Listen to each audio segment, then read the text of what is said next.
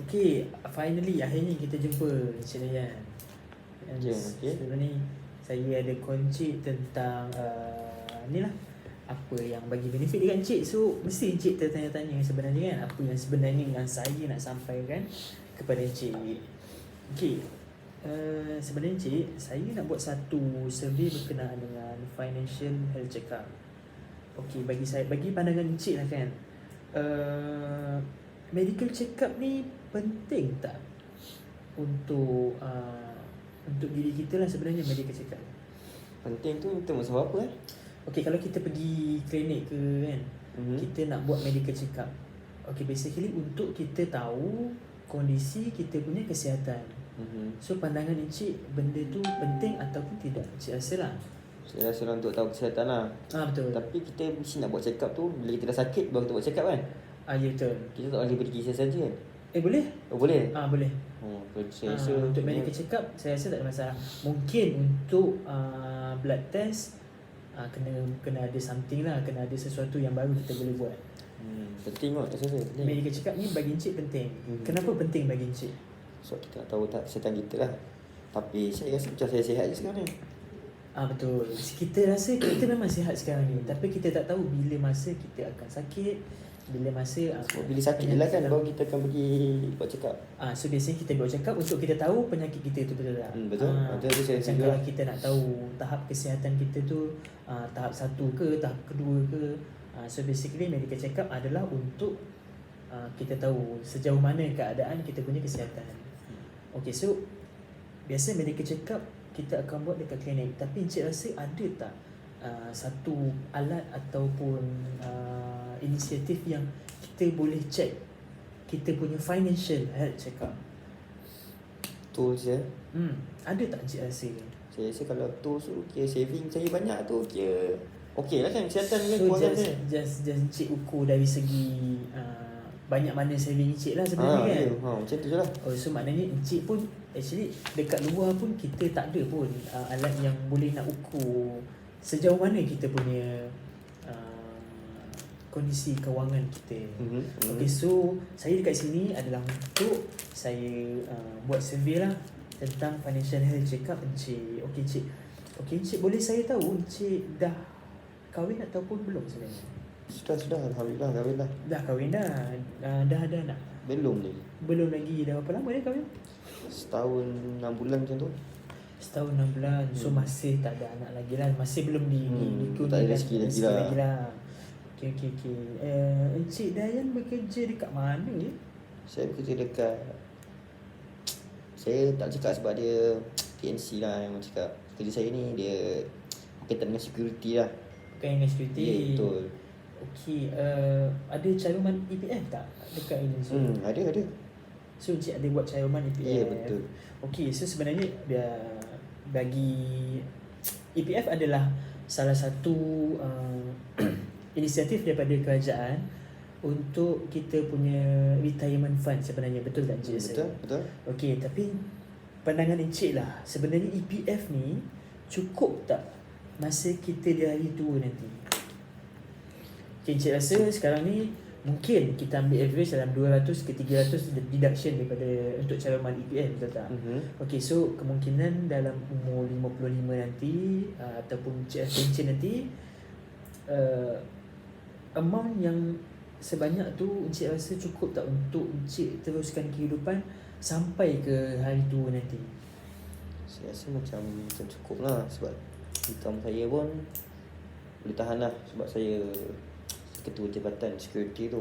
So Encik rasa cukup lah, tak ada masalah sebenarnya? Tak ada masalah saya rasa. Okay, tapi kalau saya rasa nak kehidupan yang lebih selesa perlu ada lah saya rasa. Betul, sebab statistik mengatakan EPF kebiasaannya 90% rakyat Malaysia yang ada EPF bila keluarkan pada umur 55 ataupun umur selepas pencen, dia akan bertahan selama 3 tahun sahaja. Oh ya ke? Itu statistik mengatakan. Itu sebab orang gaji rendah kot, tu EPF tak tinggi. Dia depends. Saya gaji tinggi. Sebab tu saya kata 90%, tak semua. Saya sayang 10% lah kot. Mungkin cik dalam 10% tu. 90% mengatakan EPF hanya bertahan selama 3 tahun sahaja. Okey, tapi Encik rasa lah kan, mungkin EPF Encik RM500,000 contoh.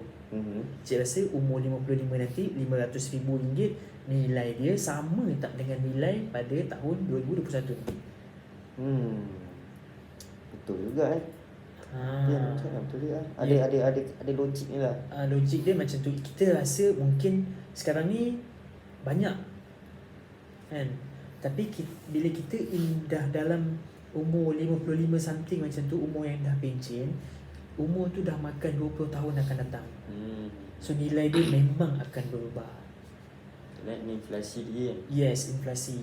So sekarang ni Encik punya retirement fund hanyalah EPF. So Encik ada tak apa-apa selain EPF untuk dana persaraan Encik sebenarnya? Setakat ni tak ada lagi lah. Setakat ni tak adalah kan. So memang Encik hanya dana persaraan hanyalah EPF saja, betul tak? Betul. Okey, so saya beralih kepada soalan. Okey, tadi soalan tadi, so Encik tak ada. Okey, memandangkan Encik pun tak ada anak sekarang ni, tapi one day katakanlah dikurniakan anak nanti, Encik ada tak buat planning untuk pembelajaran anak Encik? Maknanya educational fund lah, bila anak Encik dah besar sikit untuk sambung study yang memerlukan dana yang agak banyak, macam sambung study ke overseas ataupun swasta dalam Malaysia ni, Encik ada tak buat persediaan? Bagi saya, kalau anak kita nak sambung belajar, either dia dapat scholarship ataupun PTPTN je lah. Macam saya sendiri pun belajar guna PTPTN. Dah guna PTPTN? Dah berapa lama dah habis belajar tu? Dah 10 tahun lepas lah. 10 tahun lepas. Hutang tu dah habis bayar ataupun masih? Dah settle dah. So memerlukan masa ataupun Cik bayar lamsam tu sebenarnya? Memerlukan masa lah. Memerlukan masa. So basically still berhutang lah kan? Ya, betul. Okay, why not Cik planning sekarang untuk masa depan supaya anak Encik tak berhutang. Encik pun dah boleh bayar siap-siap tanpa pinjam kepada badan-badan pinjaman ni lah, seperti PTPTN. Cik rasa benda tu okey tak untuk Cik? Daripada kita meminjam. Actually bila kita meminjam adalah interest daripada badan-badan tu kan. So kalau kita guna duit sendiri, at least kita dah boleh bayar terus. Cik rasa educational fund ni Cik rasa okey ke ataupun tak okey? Produk dia kata penting lah juga. Tapi pada saya, anak-anak nanti dia mungkin ada boleh berusaha sendirilah. Tapi memang penting. Cuma budak-budak ni bila dah besar nanti dia bisa pandai berusaha sendiri kan. Betul. Tapi saya rasa ada kepentingan juga. Taklah cakap tak penting langsung. Betul, tak salah benda tu sebenarnya. Kita kalau boleh, kita nak anak kita usahalah untuk kehidupan dia nanti. Tapi sebagai ibu bapa, kita nak yang terbaik untuk pendidikan anak-anak sebelum dia melangkah ke umur dewasa, iaitu umur bekerja lah. Maksud saya, dari tanggungjawab ibu bapa tu, Encik ada tak buat persediaan untuk pembelajaran anak-anak bila dah meningkat usia nanti? Nanti dengan saving saya.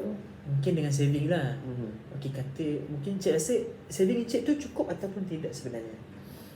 Means cukup tu macam mana? Okey, katakanlah kita ambil the best case, anak Encik memang bijak, Encik nak sambung overseas kan? Tapi scholarship dia tak dapat. Mungkin scholarship tu dia terpaksa fight dengan yang lain-lain, tapi dia tak dapat. Tapi dia ada kebolehan untuk sambung belajar overseas lah. Tapi Encik rasa Encik patut batalkan niat dia untuk sambung overseas ataupun Encik terpaksa keluarkan duit sendiri untuk dia sambung belajar? Saya tengok kos apa lah yang dia dapat tu. Kalau medik biasa dapat scholarship, saya tak risau sangat lah. Macam saya cakap lah, kalau dapat scholarship lah.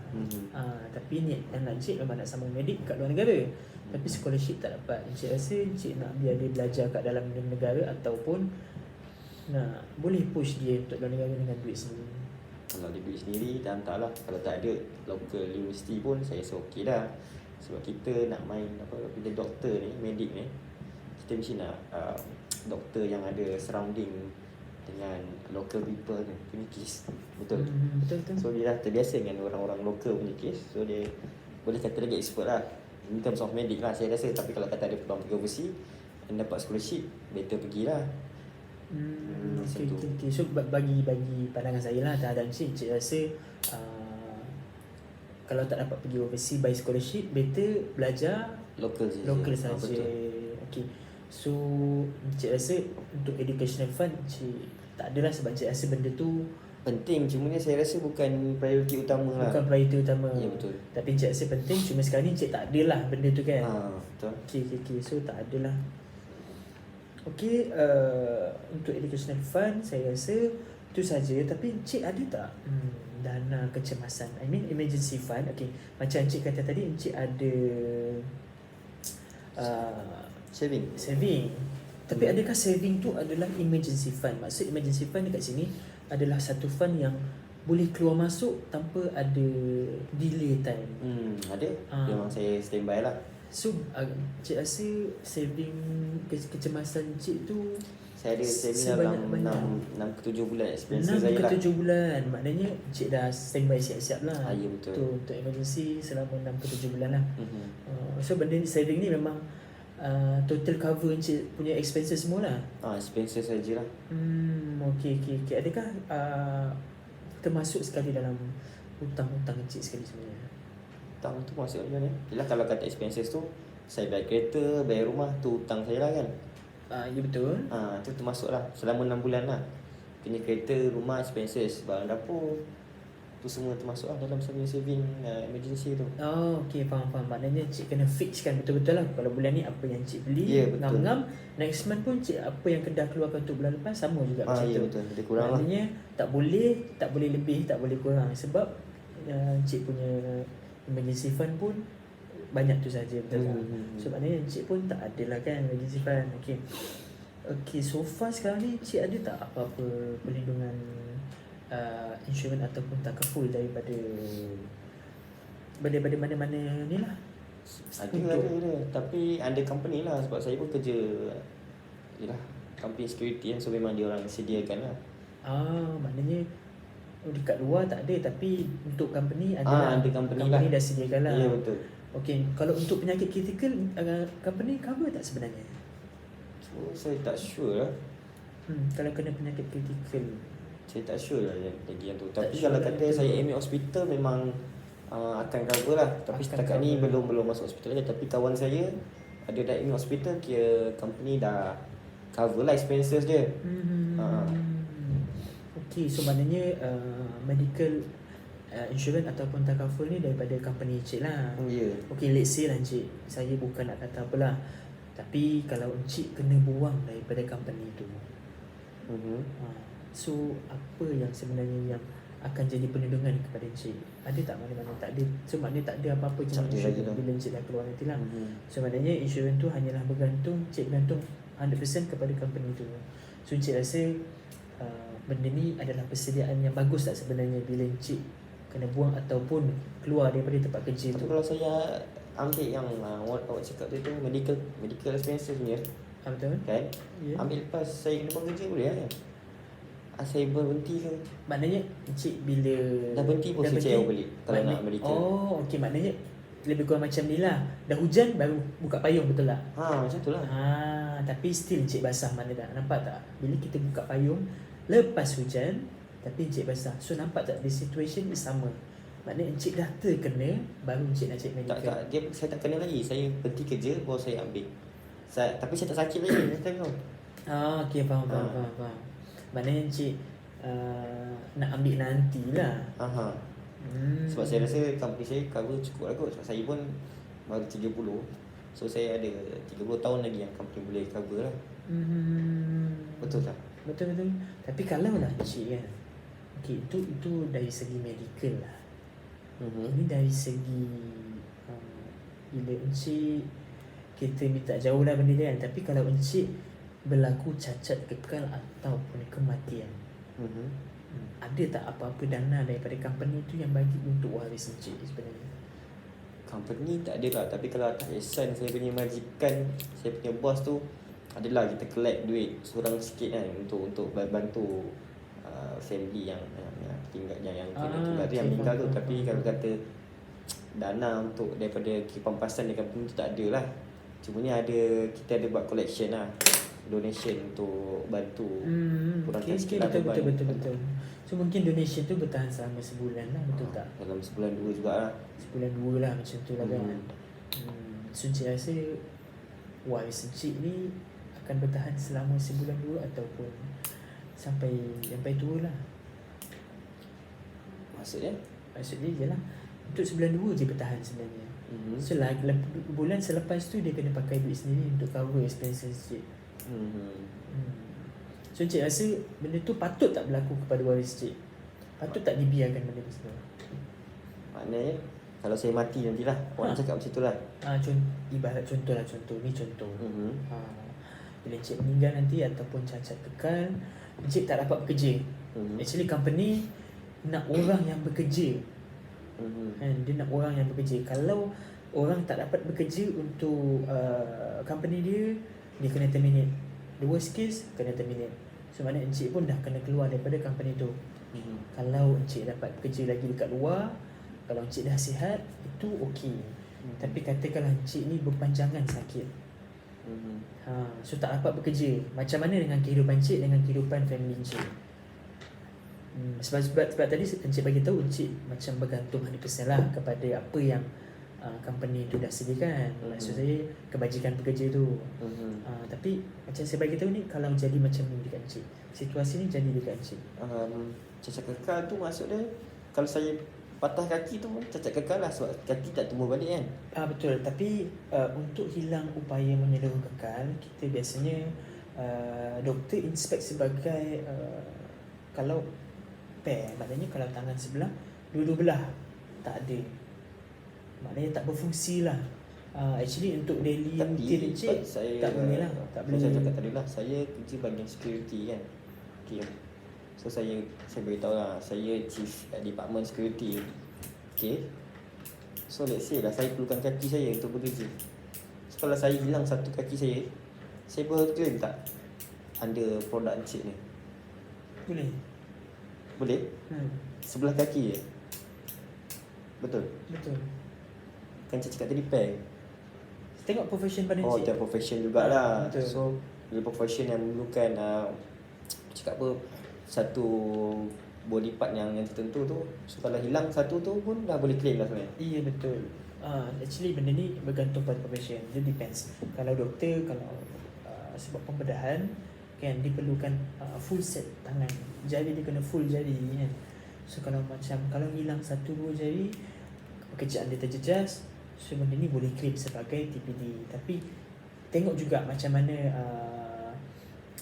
doktor punya saranan lah. So benda ni still boleh consider untuk claim. So kalau saya ambil yang awak cakap coverage, apa tadi tu? Ni coverage apa kan? TPD tadi tu? Betul. So saya kerja ni hilang satu kaki pun dah boleh claim. Yes, bergantung pada profession Encik lah. Benda tu dia masih akan buat penilaian. Okay. Dia akan buat penilaian lah. Dia tak ada 100% boleh claim. Itu bukan jaminan dia. Tak jamin pula? Tak jamin. Itu bukan jaminan dia 100% boleh claim. Still kena buat penilaian lah. Sekejap saya... tak apa, boleh. Hello. Ya. Office. Roleplay. Boleh pause kan? Sekejap aku nak habiskan lagi 2 minit. Dah call kau balik lagi 5 minit. Kita rekod ni. Okay, baik. Let's go. Okay, sorry tadi ni ada kes dekat office ni tadi. Kat tempat kerja saya. So boleh habiskan cepat tak? Sebab saya nak kerja masa ni. Ada bos saya call tadi. Okay, Encik rasa saya perlu sambung ataupun habiskan? Boleh, saya nak dengar. Tapi saya suka yang cakap kekal tu. Saya suka yang untuk dengar yang tu lah. Okay, so maknanya Encik tak ada apa-apa insurans atau takaful luar lah kan? Tak ada. Okay, so saya rasa untuk soalan saya itu sahaja. Okay, pandangan Encik sekarang ni, Encik rasa medical adalah nombor 2, hibah nombor 1. Betul, saya setuju tu. Hibah TBD ni hibah lah. Betul. Kalau berlaku cacat kekal ataupun kematian dekat Encik, so hibah tu akan diwariskan kepada family Encik lah. Depends, bergantung pada. Let's say kalau saya mati, ada coverage hibah ni. Ya. So family belah saya boleh tuntut lah. Nama Faraid. Encik. Fawaid tak boleh. Tak boleh Nama adalah hadiah. Nama orang yang saya tulis je lah kan. Ya, nama nomini lah yang mana encik nanti nak So kalau saya letak nama isteri saya, dia seorang je lah. Dia seorang Entitled untuk duit tu kan, papasan tu. betul. Tak ada siapa boleh cabar benda ni. Okay. Walaupun masuk mahkamah. Alright. Okay, so untuk hibah lah, encik rasa kepentingan utama medical adalah nombor 2 kepada encik. Betul. Okay, encik okey tak kalau kita settlekan terus untuk hari ni ataupun nak sambung untuk hari lain? Saya nak cepat ni, boleh saya tak? Nanti saya set masa balik. Boleh, saya tak masalah. Tapi saya kena tengok jadual saya lah. Saya kena inform balik encik awal. Bila encik free ataupun saya free, baru kita set balik masa. Boleh. Tempat yang sama. Maybe dalam next week tak? Boleh tak? Dalam Isnin malam ke next week? Isnin malam next week saya tengok balik. Nanti saya double confirm dengan encik lah macam mana. Okay, boleh. Okay, tapi jangan risau. Apa-apa kalau saya jadi ataupun tak jadi, saya akan jumpa encik juga. Okay, baik. Okay, saya rasa itu sahaja untuk hari ini. Terima kasih kerana luangkan masa untuk saya, encik. Baik, terima kasih. Okay, salam.